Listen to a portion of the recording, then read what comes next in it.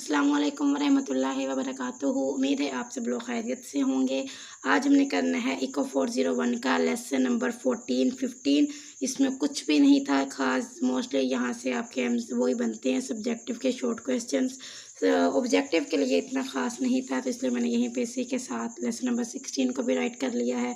चलिए स्टार्ट करते हैं। लेसन नंबर 16 से आपके 2 से 3 एमसीक्यूज़ बनने के चांसेस हैं, पर यहाँ जो लेसन नंबर 14, 15 है, यहाँ से मैंने इसको बहुत गौर से देखा कि कहीं से कोई एमसीक्यूज़ बन जाए, बट ज़्यादा एमसीक्यूज़ नहीं बन रहे थे।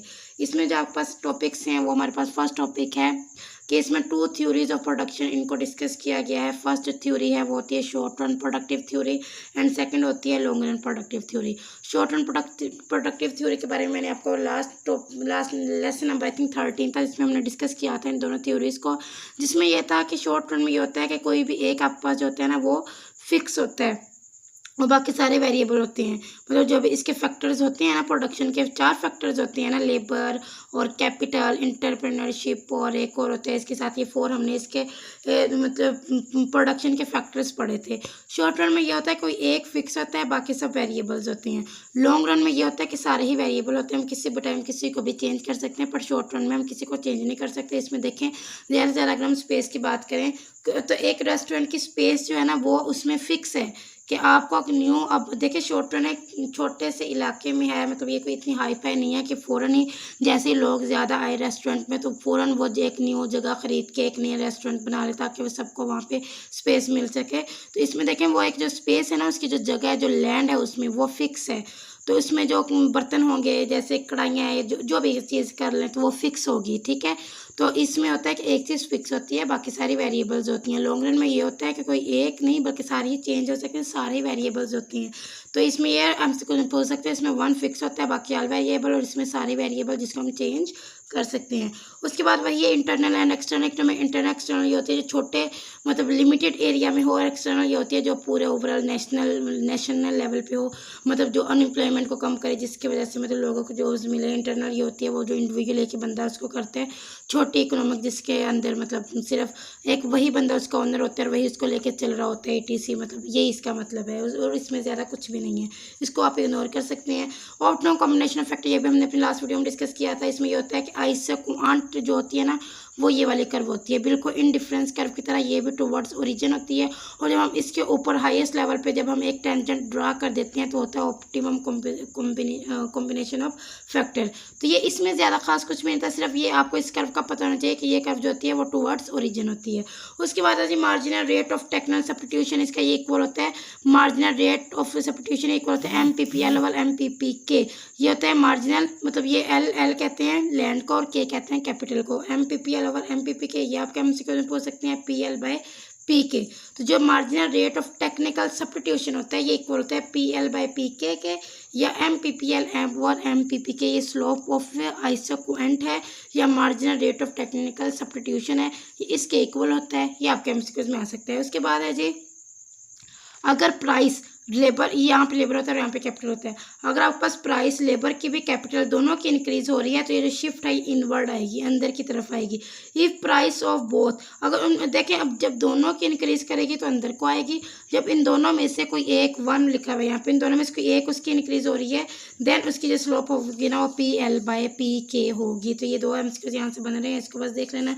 आइसो कॉस्ट कहते हैं ये, ठीक है। एक मैंने और ग्राफ यहाँ पर ड्रॉ किया है, ये देखिए इस तरह मैंने ग्राफ बनाया, सॉरी ये लाइन ऐसी बनी है, ठीक है। इसमें जो बजट लाइन होती है ना वो ये वाली होती है, और बजट लाइन को ही हम लोग आइसो कॉस्ट कहते हैं। बजट लाइन को हमने अपनी लास्ट वीडियो में डिस्कस किया था, जो बजट लाइन होती है वही आइसो कॉस्ट होती है। ये आइसोक्वांट जो होती है वो इंडिफरेंस कर्व की तरह टुवर्ड्स ओरिजिन होती है, और जो आइसो कॉस्ट होती है वो बजट लाइन की तरह बिल्कुल स्ट्रेट होती है, ठीक है। सिर्फ ये उसके बाद संक कॉस्ट है। संक कॉस्ट ये है कि पैसे को ज़ाया कर देना। आपने मतलब एक सिनेमा में जाने के लिए 3 घंटे की मूवी देखने के लिए आपने 200 टिकट दी, जब आप मूवी देखने के लिए गए तो वो मूवी बकवास थी, आपको देखने में मज़ा नहीं आया, आपको जो 200 थे वो बस चले गए, ज़ाया हो गए। आपने एक रेस्टोरेंट बनाया, उस पर आपने 6 लाख लगा दिए, अब वो काम चलता है वो काम नहीं चलता, वो तो बात की बात है ना कि वो नहीं चलता है, तो जो पैसे आपने 6 लाख उस रेस्टोरेंट पे लगाए वो भाड़ में गए।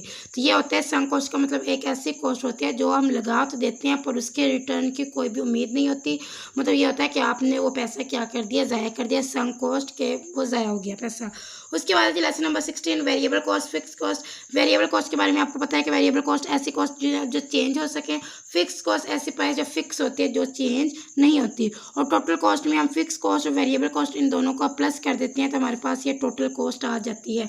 बहुत ही ज़्यादा इंपॉर्टेंट एमसीक्यू जो यहाँ से बन रहा है वो ये है कि average fix cost and total variable cost. जो एवरेज फिक्स कॉस्ट होती है ना वो होती है डाउनवर्ड स्लोपिंग कर, और जो टोटल वेरिएबल कॉस्ट ये वी वेरिएबल को शो कर रहा है और एफ फिक्स को शो कर रहा है। फिक्स वाली डाउनवर्ड स्लोपिंग होती है और जो वेरिएबल वाली होती है वो अपवर्ड स्लोपिंग कर होती है। ठीक है, ये दो आपने यहाँ से याद रखना है। उसके बाद है जी जिस तरफ ये फिक्स कॉस्ट वेरिएबल कॉस्ट इनको प्लस करके टोटल कॉस्ट आता है, बिल्कुल इसी तरह average fix cost average variable cost इन दोनों को प्लस करके एवरेज टोटल कॉस्ट या एवरेज कॉस्ट आता है। मतलब इनके साथ अगर आप एवरेज लगा देना तो ये हो जाए average fix cost plus average variable cost, ये होगा एवरेज टोटल कॉस्ट के इक्वल। ठीक है कि ये यहाँ से आपका एक एमसीक्यूज बन रहा है, दो एमसीक्यूज यहाँ से बन रहे हैं। उसके बाद जी मार्जिनल कॉस्ट क्या होता है? मार्जिनल कॉस्ट होता है एमसी, ये होता है del TC by del. Marginal में पता है हम ये डेल्टा यूज़ करते हैं, ये हम 2 से 3 लेसन हो गए इनमें हमने पढ़ते आ रहे हैं मार्जिनल को। उसमें ये चीज़ होता है एमसी होता है del TC by del Q. MCQ उसके लिए संभाल के रखना है। इसका एवीसी होता है मतलब total variable cost by Q. Average के केस में टोटल वेरिएबल एवीसी ये होगा टीवीसी बाय क्यू और एएफसी होगा TFC bye Q.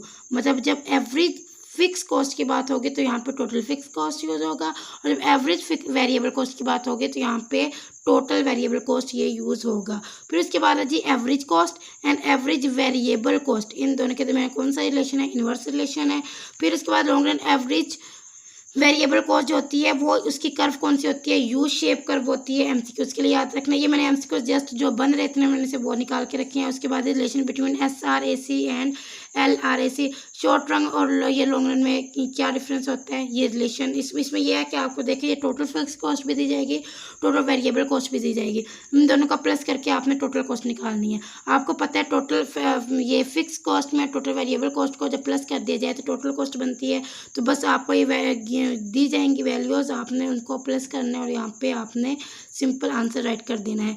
Short run ये शॉर्ट रन और ये लॉन्ग रन वाली ये इसमें क्या डिफरेंस है आपको पता है? शॉर्ट रन में होता है, लॉन्ग रन होता है जिसमें वो मतलब फिक्स नहीं होता, कुछ भी सारे वेरिएबल होते हैं, सबको चेंज कर सकते हैं। शॉर्ट रन में जिनको हम चेंज नहीं कर सकते। सिंपल बस ये याद रखना है, इसके अलावा इसमें याद करने वाला कुछ भी नहीं था। अगर आप इन टॉपिक्स को इन लेसन्स को हैंडआउट से भी अच्छे से रीड करें तो आप देखेंगे कि मोस्टली इसमें ना थ्योरी और थ्योरी भी ऐसी है कि जो आपके एमसीक्यूज के लिए इम्पोर्टेंट नहीं है। तो अगर आपको इनके मतलब चाहिए हाईलाइट हैंडआउट जिससे आप में एमसीक्यूज के लिए हाईलाइट किया हुआ है तो आप वो भी ग्रुप ज्वाइन करके पूछ सकते हैं, कमेंट बॉक्स में पूछ सकते हैं, तो मैं वहाँ भी आपको सेंड कर दूँगी। नहीं तो इस जो लेसन नंबर 14, 15 है इसमें तो बिल्कुल कुछ भी खास नहीं है। लेसन नंबर 16 में एक आपको ये वाला फार्मूला आना चाहिए, मार्जिनल कॉस्ट क्या होती है, टोटल कॉस्ट क्या होती है, इनकी कर्व कैसी होती है, ये long run average cost curve ये यू शेप होती है, इन दोनों के दरमियान में क्या रिलेशन होता है? इन्वर्स रिलेशन होता है ये। और ये एवीसी किसके इक्वल होता है, एएफसी किसके इक्वल होते हैं, एमसी किसके इक्वल होता है। ये इतनी सी चीज़ें बस आपको याद होनी चाहिए। ये था आज का हमारा लेक्चर जिसमें हमने लेसन नंबर 14, 15 एंड 16 को कवर किया है। चैनल पे न्यू थे तो काइंडली सब्सक्राइब करके जाइएगा। अपना बहुत सारा ख्याल रखिएगा। जज़ाकल्लाह, अल्लाह हाफिज़।